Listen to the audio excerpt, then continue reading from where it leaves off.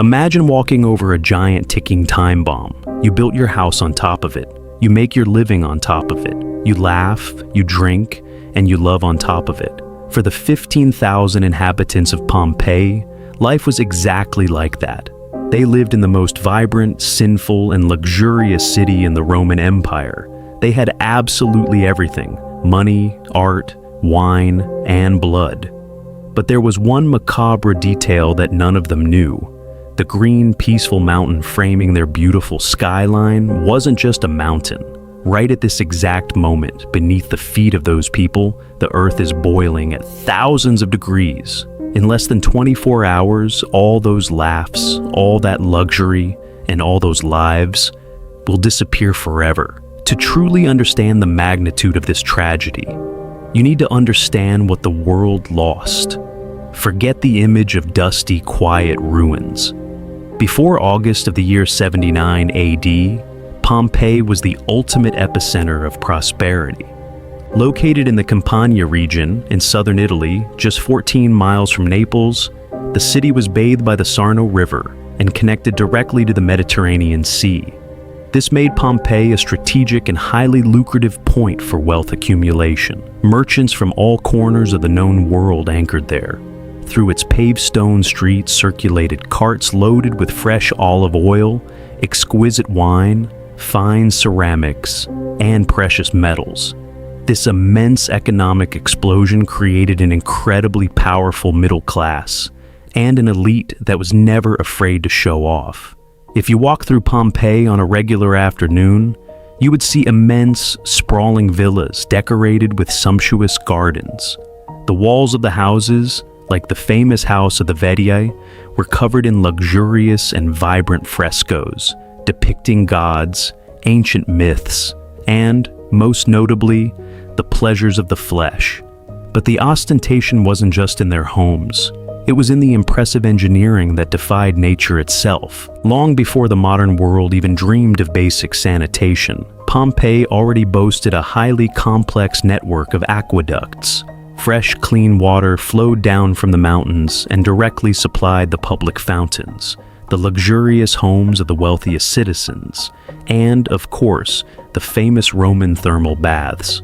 There, citizens would spend hours relaxing in heated pools, closing lucrative business deals, and passionately debating politics. And out on the streets, the smell of hot food was everywhere. If you think fast food is a modern invention, Pompeii would quickly prove you wrong. The city was packed with Thermopolia, which were essentially Roman fast food joints. At these stone counters, decorated with bright, eye-catching paintings, workers who didn't have kitchens in their own homes would stop to buy fresh bread, fish, hot lentils, and spiced wine. It was a restless metropolis that never slept, fueled endlessly by consumerism and constant pleasure. And these people were not untouchable mythological figures from a storybook. They were just like us. And we know this for a fact because the walls of Pompeii spoke. To this day, the ruins are covered in original graffiti. And what did they write? Everything you can imagine. Political propaganda for corrupt candidates, harsh insults aimed at rival merchants, and declarations of platonic love. On one wall, someone wrote, "Cresce loves Cornelia." On another, right at the door of a local bar, a much more hostile outburst. "May the owner of this tavern fall ill." They loved, they hated, and they told jokes. But entertainment in Pompeii had a much more brutal and sinister side. The city housed one of the oldest amphitheaters in the world. There, nearly 20,000 people gathered under the blazing sun to watch intensely bloody fights between gladiators and the hunting of exotic wild animals. Violence was the national sport, and when night fell, the focus naturally shifted to lust. Pompeii was infamous for its countless brothels, whose walls to this very day display explicit erotic frescoes, functioning as a literal visual menu for clients arriving from all parts of the empire. Pompeii had absolutely everything, except time. In the days leading up to August 24th, nature desperately tried to warn them. The problem is that the people of Pompeii were completely blind to the signs. Small earthquakes began to shake the region. Some water wells began to dry up mysteriously overnight. Pack animals grew heavily restless, and large flocks of migratory birds abandoned the Bay of Naples altogether. But why didn't anyone flee? Because to them, volcanoes simply did not exist. The last eruption of Mount Vesuvius had happened more than 1,800 years ago.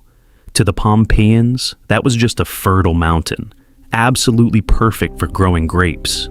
Years earlier, in 62 AD, a massive earthquake had already heavily damaged the city, but they simply rebuilt everything. They genuinely thought they were gods of engineering, and, in a macabre irony of fate, during those exact days of August, they were out on the streets celebrating the Vulcanalia, the Roman festival honoring Vulcan, the god of fire.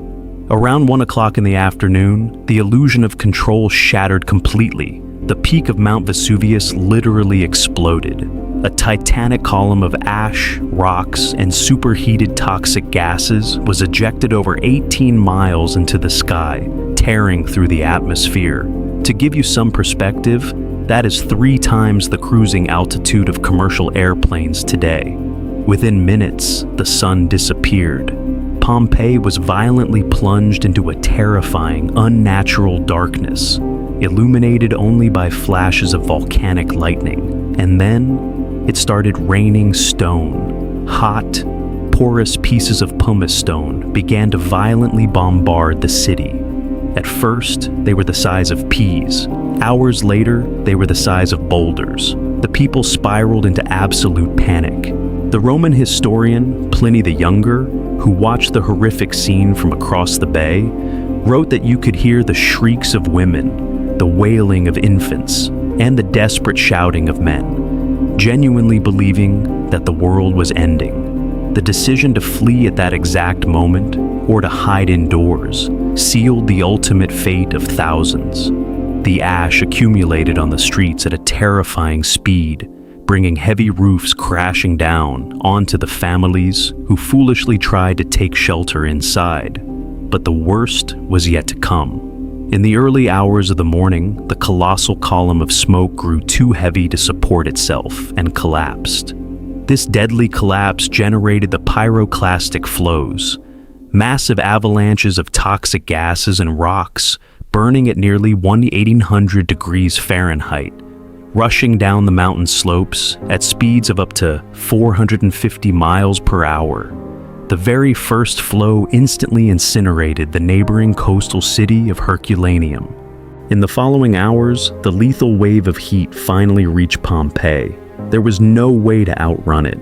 The temperature was so extreme that it killed people before they could even suffocate from the toxic gases. In a fraction of a second, brains boiled, muscles contracted, and the most alive city in the Roman Empire was silenced forever.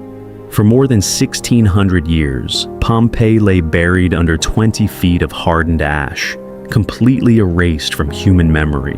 When archaeologists finally discovered it centuries later, they found strange cavities hidden within the gray earth. By carefully injecting liquid plaster into these holes, they revealed the most haunting image in human history: the exact casts of the inhabitants of Pompeii, eternally frozen in the precise moment of their agonizing deaths. Expressions of sheer terror, mothers shielding their children, couples holding each other in their final seconds of life. Pompeii is not just a pile of ancient ruins, it is a mirror. A brutal and eternal reminder that our civilization, no matter how rich, powerful, and advanced it may be, will never be in total control against the raw fury of nature. If you want to keep uncovering the darkest and most fascinating truths of our past, leave a like and subscribe to the channel. Click the video on the screen right now, and I'll see you in the next documentary.